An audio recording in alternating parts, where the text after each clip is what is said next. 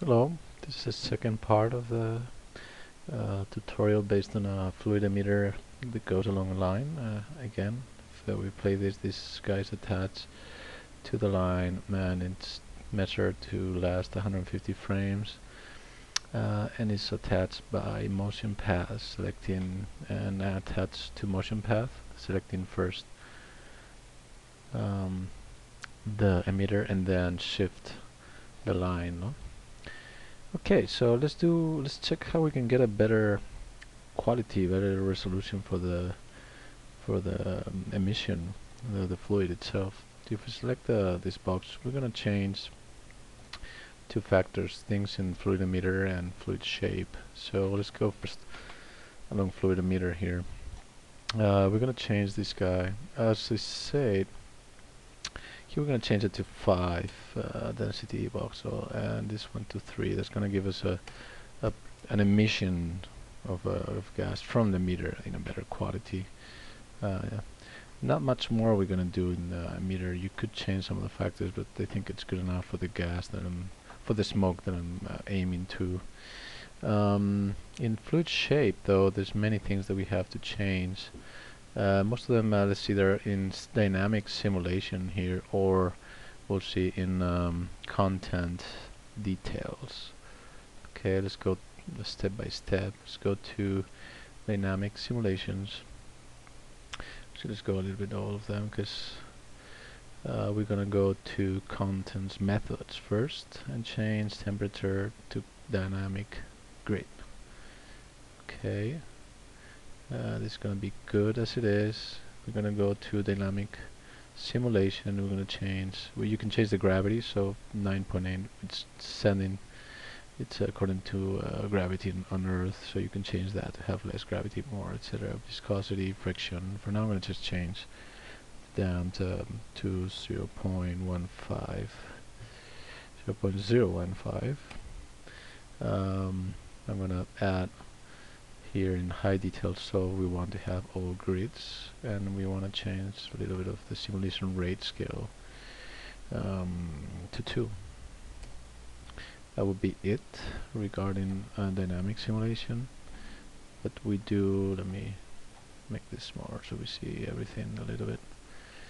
Regarding, where is it?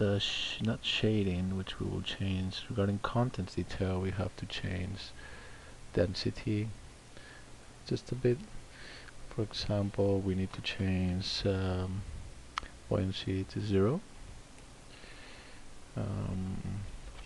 We have to change this to 0.5. If you increase the density of the scale here, will be creating more particles and be feeling more dense. But I think 0.5 is good for our example.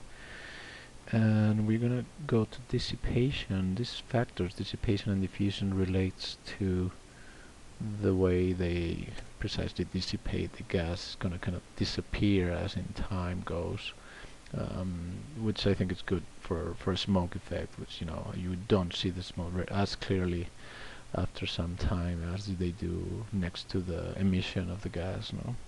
Okay, that's good for density. Let's go to turbulence.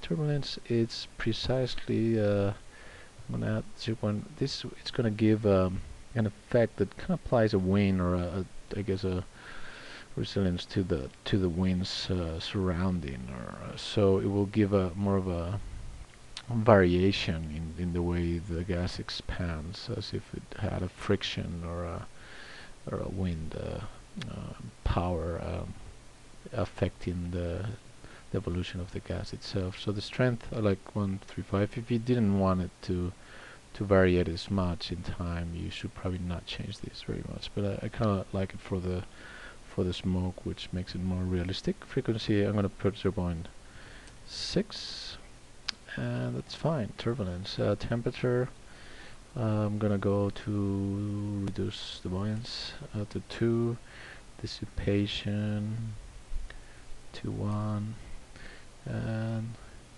diffusion to 0. I'm going to place. Last step, I'm going to go to, let me close this so we see this better. I'm gonna go to lighting, self shadow, and I'm gonna change the opacity here to a little smaller. This, as you know, the word says, it's gonna create a shadow within itself, which is gonna make it even more realistic again. And the next step would be to change issues of color. So that's all in shading. In shading we have color, incandescence, and as you can see, you can change more direct factors related to the color. So you could change the transparency. I want to have it a little more opaque here. That would be total transparent, so I'm going to have it around here. I'm going to change more of the transparency. The color, as you know, you can change this guy and press here to change somehow the colors. I'm going to make it like gray. It's not like the general color, because the incandescence has a lot to say about the color. Is how this glows, the glossiness of the color. So that here you press on the circles up here. As you can see, this color changes. That will make you give you the possibility of changing the ramp color here. So I can press and make it a little bit more reddish, more like that, and say okay. And that one should change, and the same way I can change this. I can make it like more yellowish or orange, and there we go, we have a change there. You can always just play this and trying to render this and see how it looks. So you can change this all its factors as well. Remember the resolution number, which is set at 20. This is not very good. It should be around 200. Still, we start seeing more of a smoke feeling here, no? Good. Other things we can change is the opacity within the shading, and you can either change points here, or you can just insert points in the graph, so they have also a different responding within time of emission, no? Okay, so I think that's good. So I'm gonna set it for rendering. So I have explained this in other tutorials, but it's never bad to explain again. So basically, we're gonna go to rendering settings. I'm gonna mentor array. So change. I'm gonna go to quality. It's gonna change. It's gonna take a long time to get there. Just gonna set it to product, as I have done many other times. Let's see if it gets. There we go. Production, common, and here's where in common is where we change. I mean, it would be nice, obviously, to set image spacing, etc., etc., so you have more quality. I mean, quality is just better reflections and lighting factors, etc., etc. So here's in common where you have to set the parameters for your rendering of the animation. Again, I like TIFF. Here you should give the name, you know, animation fluid, for example. And here's where you say I want multiple frames. I like, for example, this one, name underscore number. The padding, as I explained, it relates to the number of zeros in front of each number. So the result, the output of all the images, all the TIFFs for each of the frames will have a number of zeros that allow for a perfect organization of the images.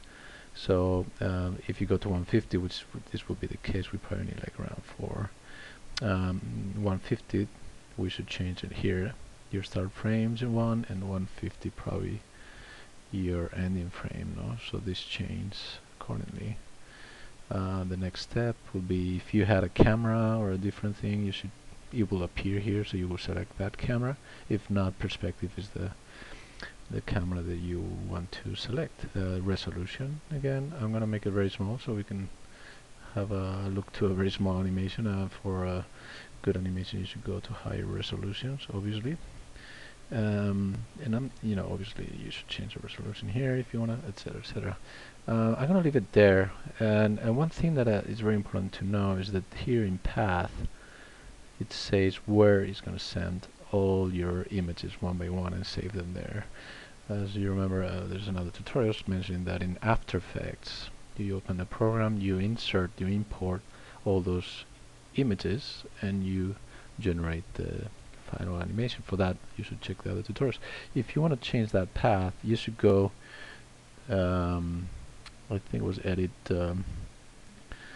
remember, I think it's file, recent project, set project. So you can press that and select the folder you want to set the project, and immediately you will have a different path here where all the images are going to be created.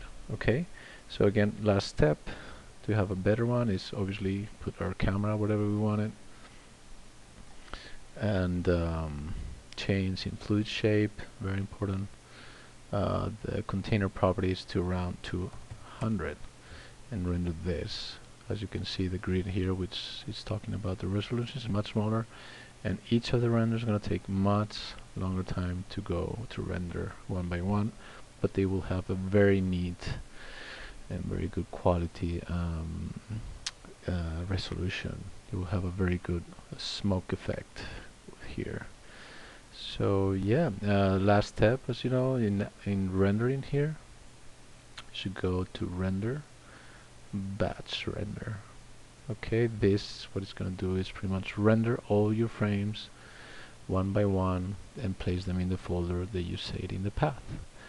Okay, so hopefully you like this little tutorial, and we'll see you in another one.